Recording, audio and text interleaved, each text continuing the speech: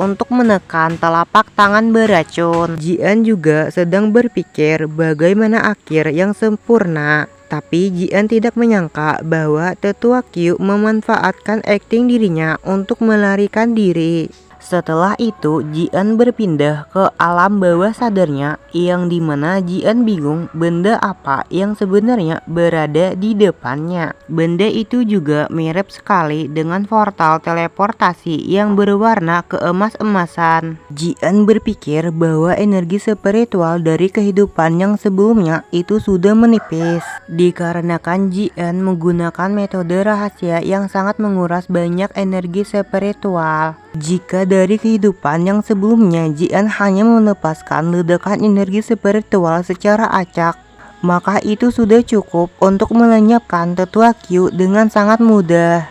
Dikarenakan Jian penasaran dengan benda yang misterius itu, Jian berjalan mendekati benda misterius itu. Jian berniat menyentuhnya. Tapi Jian mengurungkan niatnya untuk menyentuh benda misterius itu, dikarenakan Jian ingin memulihkan basis kultivasinya hingga 10% saja. Itu juga lebih dari cukup untuk melindungi sekte ini dari serangan kultivator jahat nanti. Lalu Jian pun terbangun dari pingsannya. Setelah terbangun, Jian merasakan tubuhnya sangatlah nyaman. Jian berpikir apakah para tetua memiliki kemampuan untuk menyembuhkan luka Jian dengan sangat cepat. Tapi Jian menyadari sesuatu, bahwa ada yang aneh pada dirinya. Jian bingung apa yang harus dirinya lakukan pada situasi saat ini, yang dimana ada seseorang yang sedang memegang erat kaki Jian. Tiba-tiba Jian dikagetkan Sheng yang menanyakan apakah Sheng terlalu banyak bergerak sehingga membangunkan master sekte kecil. Jian panik dikarenakan dirinya berada dalam situasi yang seperti ini. Jian meminta kepada Sheng agar berhenti dikarenakan dirinya merasa tidak nyaman. Sheng mengatakan bahwa sejak Jian kembali dari aula utama, pada saat itu Jian masih pingsan. Jadi Sheng takut nantinya Jian akan ngompol. Oleh karena itu dirinya akan membersihkannya. Jian yang mendengarnya sangat terkejut dikarenakan Sheng mengatakan hal yang seperti itu dengan mudahnya. Jian turun lalu berusaha untuk memakai pakaiannya kembali, dikarenakan Jian tidak mau masalah ini menyebar ke alam atas. Jika tersebar maka Jian akan menjadi bahan tertawaan mereka. Sheng mencoba membantu Jian untuk memakai pakaiannya. Sheng mengatakan mengapa Jian merasa malu hari ini. Sheng dulunya sering melakukannya untuk Jian. Jian mengatakan bahwa Jian tidak butuh bantuan Sheng dikarenakan Jian bisa melakukannya sendiri. Pada saat Jian menahan tangan Sheng Jian menyadari sesuatu. Jian menanyakan kepada Sheng mengapa Sheng tidak memiliki denyut nadi. Sheng yang mendengarnya menanyakan kepada Jian bagaimana Jian bisa mengerti hal yang seperti itu. Jian mengatakan bahwa fisik Sheng sangatlah aneh dikarenakan tidak ada denyut nadi, tidak ada detak jantung, tidak ada basis kultivasi, bahkan tidak ada aura. Jian menanyakan apakah Sheng diatur oleh ayahnya untuk selalu berada di sisi Jian. Sheng minum segelas air putih. Sheng menanyakan kepada Jian mengapa hari ini Jian tiba-tiba menanyakan pertanyaan yang aneh seperti itu. Jian meminta agar Sheng memberitahukan semuanya kepada dirinya. Sheng pun menceritakan bahwa dulunya Jiang Yun berkeliling dunia. Pada saat itu Jiang Yun menemukan dirinya dibuang di hutan belantara dikarenakan dirinya memiliki tubuh yang lemah. Setelah Sheng dibawa kembali ke sekte, Master Sekte menemukan bahwa Sheng tidak dapat berkultivasi dikarenakan fisik Sheng sangatlah lemah. Sheng mengatakan bahwa dirinya adalah mayat yang tidak dapat berkultivasi dalam kehidupan ini. Dengan tersenyum, Seng Er mengatakan bahwa sekarang ini bisa menjaga Jian sampai tumbuh dewasa. Pasti Master Sekte Lama akan sangat puas karena bisa melihat Jian tumbuh dewasa. Jian memberikan pujian kepada Seng Er dikarenakan memang benar Seng Er menjaga Master Sekte kecil dengan baik. Seng Er juga mengorbankan hidupnya untuk melindungi sekte ketika sekte dikepung. Jian berpikir untuk membantu Seng Er membuka basis kultivasinya lalu berkultivasi bersama agar bisa naik ke alam immortal bersama. Kesenjangan antara batas atas dan batas bawah bukanlah suatu hal yang bisa dibayangkan oleh orang biasa. Jian telah melihat sendiri arogansi alam atas yang menghancurkan jiwa lalu terlahir kembali dalam satu hari. Menembus ranah integrasi hanya dalam waktu setengah bulan. Leluhur yang berkultivasi selama ribuan tahun di alam bawah akhirnya mencapai alam kesengsaraan. Setelah itu, leluhur naik ke alam atas. Di alam atas tidak sebagus berkultivasi 3 hari di Tianzhou. Buku rahasia kuno mencatat bahwa ada tubuh yang tidak memiliki denyut nadi dan tidak dapat berkultivasi. Itu dikarenakan sebuah segel yang tidak terbuka. Orang yang memiliki segel itu seperti orang mati yang hidup. Akan tetapi, jika segel itu dibuka, maka kemajuan dalam hal berkultivasi akan sangat cepat. Itu tidak terkalahkan pada tingkat yang sama seperti kultivator dari alam atas. Jian menanyakan apakah Seng Er ingin bisa berkultivasi. Seng Er mengatakan bahwa tentu saja dirinya ingin bisa berkultivasi, tapi masalahnya bagaimana dengan fisik yang dirinya derita. Jian dengan tatapan yang serius mengatakan bahwa fisik Seng Er sebenarnya tidak dapat dihancurkan. Seng Er memiliki tubuh yang sangat unik bernama Absolute Demon Body. Seng Er merasa Master Sekte kecil sangatlah lucu ketika Jian serius. Scene akan berpindah ke belakang Gunung Wujizong.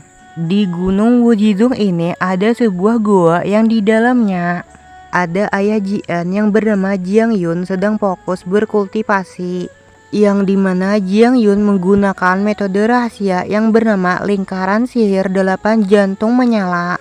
Jiang Yun berusaha sekuat tenaga agar bisa menaikkan basis kultivasinya, tapi sayangnya semua itu percuma saja dikarenakan Jiang Yun tidak bisa menahan serangan balik dari lingkaran sihir itu, yang membuat Jiang Yun tidak berhasil menaikkan basis kultivasinya. Energi spiritual dari lingkaran sihir itu perlahan menghilang dari pandangan mata. Jiang Yun mengatakan bahwa dirinya telah berulang kali mencoba untuk fokus menaikkan basis kultivasinya, tapi selalu saja tidak berhasil. Jiang Yun juga menambahkan bahwa serangan balik sihir sangatlah hebat. Hanya dalam waktu 5 hari saja Jiang Yun telah turun basis kultivasinya dari Chu Qiao menjadi Yuan Yin. Walaupun Jiang Yun telah menggunakan lingkaran sihir leluhur, tapi kekuatan Jiang Yun masih tidak pulih. Jiang Yun khawatir jika tidak ada kemajuan dalam hal berkultivasi dan terus saja mengalami penurunan basis kultivasinya, maka Jiang Yun bisa kembali menjadi manusia biasa yang tidak memiliki basis kultivasi sama sekali. Tiba-tiba ada bawahan Jiang Yun yang datang ingin memberitahukan kabar penting. Jiang Yun menanyakan kepada bawahannya apakah keadaan Jian baik-baik saja. Bawahan Jiang Yun mengatakan bahwa keadaan Jian baik-baik saja, bahkan jauh lebih baik daripada yang kita kira. Bawahan Jiang Yun juga menambahkan bahwa dirinya curiga kalau ada seseorang profesional yang berada di belakang Jian yang membantunya. Jiang Yun menanyakan apakah benar ada seseorang profesional yang membantu Jian. Bawahan Jiang Yun mengatakan bahwa hari itu tetua Qiu memasuki istana lalu membuat keributan. Bawahan ini bersiap bertindak menghentikan kekacauan itu, tapi tanpa diduga ada seseorang profesional yang datang. Lalu dengan kekuatannya dia berhasil membuat tetua Qiu ketakutan. Bawahan ini berpikir satu-satunya hal yang dapat menakuti tetua Qiu hanyalah seorang profesional yang memiliki level tinggi. Bawahan ini menduga kalau semua itu sudah direncanakan Master, jadi dirinya tidak ikut campur. Jiang Yun bingung dari mana orang yang berada di ranah Chu Qiao Realm ini berasal. Apakah mungkin ada beberapa kultivator yang bisa memperhatikan fondasi sekte ini? Untuk sekarang keadaan masih bisa dikendalikan jika hanya tetua Q saja. Tapi jika ada master yang lain maka situasinya tidak akan bisa dikendalikan lagi. Jiang Yun memberikan perintah kepada bawahannya untuk mengawasi Jian dan berikan laporan kepada dirinya apapun yang terjadi. Setelah bawahan Jiang Yun menerima perintahnya, bawahan Jiang Yun pun pergi meninggalkan gua tempat Jiang Yun berkultivasi. Scene akan berpindah di luar sekte Wuji, yang dimana Sheng Er sedang bingung apa yang dikatakan Jian bahwa Sheng Er memiliki tubuh absolute demon body. Sheng Er tidak pernah mendengarnya dari master sekte sebelumnya. Di sini Jian akan menjelaskan bahwa ranah kultivasi dari kultivator realm rendah dipisah ke dalam 6 tingkatan, yaitu Liangqi, Juji Xuanyin, Qiu Qiao, Fenshen, Heti, Doujie. Hanya orang yang telah menyelesaikan tahap Doujie maka mereka akan naik ke God Mode. Pada saat Jian fokus berkultivasi, tiba-tiba Jian masuk ke dalam alam bawah sadarnya. Jian berpikir untuk mengembalikan keadaan kultivasi aslinya yang akan menerobos ke ranah realm besar pertama. Semua itu Jian lakukan agar bisa membantu Sheng Er mendapatkan pecahan yang hilang. Jian penasaran dengan energi spiritual yang berada di depannya dikarenakan benda itu terus mengikuti dirinya. Jian berpikir apakah mungkin benda itu memiliki sesuatu yang berharga di kehidupan yang sebelumnya. Jian memasukkan tangannya ke dalam energi spiritual yang berada di depannya. Jian merasakan ada sesuatu yang berada di dalam energi spiritual itu. Jian berusaha sekuat tenaga untuk menarik benda yang berada di dalam energi spiritual itu. Setelah Jian berhasil menarik benda yang berada di dalam energi spiritual itu, ternyata Jian berhasil mendapatkan kembali pedang aslinya yang bernama Forest Sun Sword. Pedang Jian berwarna keemas-emasan dan juga ada energi spiritual yang mengelilingi pedang Jian. Jian berpikir walaupun terlahir kembali sebagai master sekte kecil, akan tetapi Jian masih memiliki enfrit misterius, tapi tubuh pedang asli Jian juga tidak hilang. Dalam kehidupan yang sebelumnya, Jian terlahir dengan tubuh pedang. Jika Jian ditempatkan di realm atas, maka itu adalah fisik yang menakutkan dikarenakan tubuh pedang Jian sangatlah langka, hanya bisa terlihat selama 10.000 tahun sekali. Terlihat pedang di tangan Jian mulai muncul sebuah tulisan kuno. Lama-kelamaan tulisan kuno itu bertambah banyak lagi, bahkan cahaya emas keemasan makin bertambah terang. Jian dengan tertawa mengatakan bahwa itu adalah hukum alam, kekacauan yin dan yang, langit dan bumi. Jian menjelaskan Forest Sun Sword dengan satu pedang membuktikan kultivasi Jian masih ada. Bahkan dalam satu tebasan pedang saja bisa mengalahkan langit. Tapi masalahnya apakah Jian berjalan di jalan yang telah Jian lalui pada kehidupan yang sebelumnya? Jian pun memutuskan ingin berjalan di jalan yang telah Jian pilih. Dengan lantang Jian mengatakan langit dan bumi mengembangkan semua hal. Jalan transformasi dan primordit jalannya tidak terlihat. Hari ini Jian akan mencoba memotong asal dengan pedang. Terlihat energi spiritual yang awalnya banyak sekarang mulai perlahan menghilang, lalu berubah menjadi sebuah tetesan air yang mengalir tenang. Di sini Jian berusaha berkonsentrasi untuk fokus memahami ujung pedang agar bisa menguasai teknik memotong langit. Kegelapan tanpa batas seperti suara Jin kuno dan juga seperti bisikan dewa yang disebut jalan menuju kesederhanaan hanyalah lautan kepahitan. Pedang asli menghancurkan lautan kepahitan. Akankah lautan kepahitan tetap tanpa akhir ataukah akan dipotong terbuka? Semua pertanyaan mulai memasuki pikiran Jian. Jian bersiap melepaskan serangan pemotong langit dengan 2 jari. Jian pun berteriak, pedang asli terpotonglah. Sebuah serangan yang dahsyat berhasil memotong lautan kepahitan. Dengan ekspresi sedih, Jian baru saja ingat sekarang bahwa Jian adalah Sword Master Jiang Ziki yang memiliki tubuh pedang murni dari sekte Wuji sebagai master sekte ini. Seng Er yang melihat Jian sedang berkultivasi mengatakan bahwa Jian telah memasuki keadaan pencerahan legendaris. Seng Er menjelaskan bagi para kultivator kesempatan terbesar adalah memasuki keadaan pencerahan. Ada orang yang mengatakan kalau satu kali pencerahan saja bisa bernilai latihan selama 1000 tahun. Seng Er juga menambahkan jika Jian bangun, Seng Er khawatir seluruh dunia kultivasi akan terkejut. Sementara itu kita akan diperlihatkan di bawah gunung sekte Wuji, yang dimana banyak orang yang berlalu lalang, bahkan ada juga kultivator dari sekte lain yang ingin berkunjung ke sekte Wuji. Kita akan berpindah ke tempat makan yang dimana orang-orang sedang membicarakan master sekte Wuji yang terluka parah, bahkan basis kultivasinya turun. Mereka juga membicarakan Jian yang hanya berusia 3 tahun tapi harus mengambil alih posisi sebagai master sekte Wuji. Bahkan sekte Wuji sekarang anjlok dari sekte peringkat kedua menjadi sekte terburuk.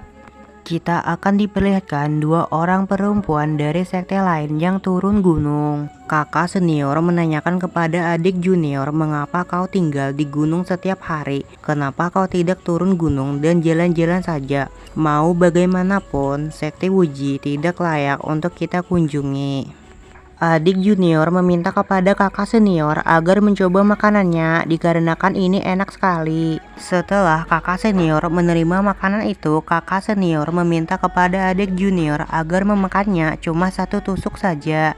Dikarenakan mereka kesini bukan untuk berjalan-jalan dan mencoba makanan yang ada di sini. Dengan santainya, adik junior mengatakan bahwa sekarang itu sekte Wuji telah berpindah tangan. Yang pertama, kita kesini untuk mengucapkan selamat kepada master sekte yang baru.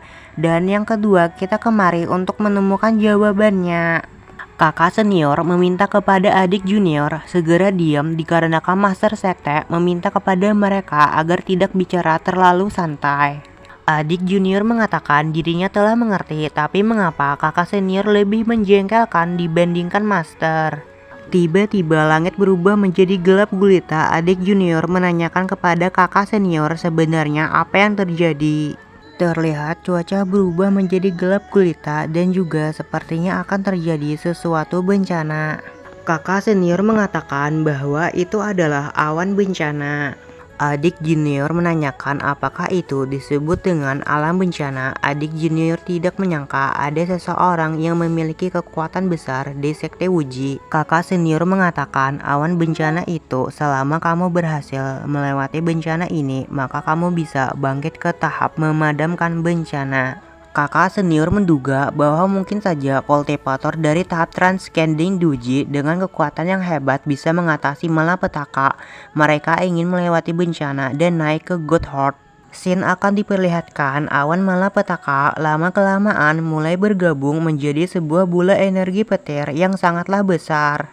Akibat bergabungnya bola energi petir mengakibatkan hujan petir, yang membuat para kultivator di bawah harus berusaha untuk menghindari sambaran petir malapetaka itu. Semua orang yang berada di bawah malapetaka petir itu berusaha menyelamatkan diri mereka masing-masing dengan cara bertiarap di tanah, dikarenakan mereka semua ketakutan dengan awan malapetaka. Pada saat malapetaka sedang mengamuk, tiba-tiba adik junior kebelet ingin pipis. Kakak senior berpikir bahwa dirinya tidak menyangka ada orang kuat yang memilih melewati sekte Wuji. Jika dia memutuskan untuk mulai membantai seluruh wilayah ini, mungkin saja akan hancur dalam sekejap mata. Adik kakak ini sedang berbicara yang dimana adiknya tidak bisa merasakan energi spiritual sedikit pun. Kakaknya menjelaskan bahwa seseorang yang melewati bencana, maka orang itu bisa menyerap sejumlah besar kekuatan energi spiritual hanya dalam satu tarikan napas saja. Energi spiritual berkumpul dengan cepat ke arah sekte Wuji, yang dimana energi spiritual itu berkumpul lalu masuk ke tubuh Jian yang sedang berkultivasi. Tiba-tiba sambaran petir malapetaka berhasil menghancurkan rumah yang digunakan Jian untuk berkultivasi. Walaupun rumah Jian hancur, tapi Xing Er berhasil selamat dikarenakan Jian menggunakan pelindung surgawi. Jian mengatakan bahwa Xing Er pingsan karena terkejut oleh sambaran petir yang secara tiba-tiba. Jian menanyakan kepada dewa apakah kalian cemburu pada kultivasi bocah ini sehingga tidak sabar ingin menyingkirkan dirinya. Tapi Jian malah memberikan pujian kepada dirinya sendiri yang dimana hanya dalam beberapa menit saja Jian berhasil menerobos 10 realm kecil satu demi satu. Tidak hanya itu saja, Jian sudah mendapatkan pondasi jalan hanya dalam satu napas saja. Dengan tertawa, Jian mengatakan jika langit tidak cemburu, lalu siapa lagi? Jian mengatakan bahwa petir malapetaka itu bukanlah masalah bagi dirinya. Tapi masalahnya jika Jian melanjutkannya, maka sekte Wuji akan hancur. Jian terbang meninggalkan sekte Wuji, itu semua Jian lakukan agar tidak menambah kehancuran akibat petir malapetaka.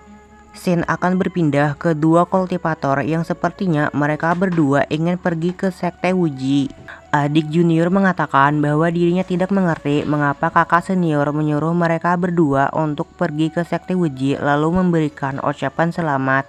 Itu kan hanya sekte rendahan, kenapa kita berdua harus datang kemari? Kakak senior meminta kepada adik junior agar tidak membicarakan omong kosong dikarenakan kakak senior melakukan semua ini pasti punya alasan sendiri.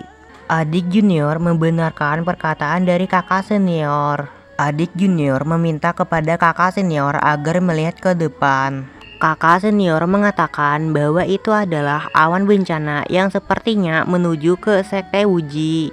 Mereka berdua bertanya-tanya apakah mungkin sekte Wuji bisa selamat dari amukan bencana petir itu. Adik junior berencana jika dirinya bertemu dengan orang yang telah melewati bencana petir itu, dirinya akan bersujud dan meminta dia menjadi masternya. Kakak senior mengatakan jangan bercanda, itu semua pasti mustahil untuk kita menjadi murid dari orang yang telah melewati bencana petir.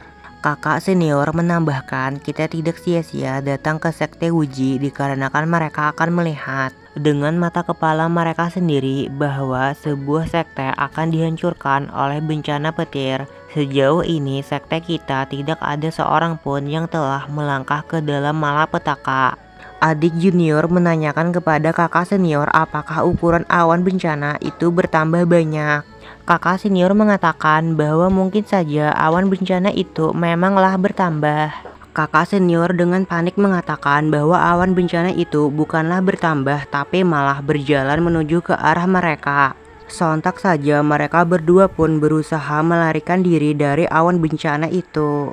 Pada saat mereka berdua sekuat tenaga melarikan diri dari awan bencana itu, tapi tanpa mereka sadari di belakang mereka ada Jian yang sedang terbang ke arah mereka.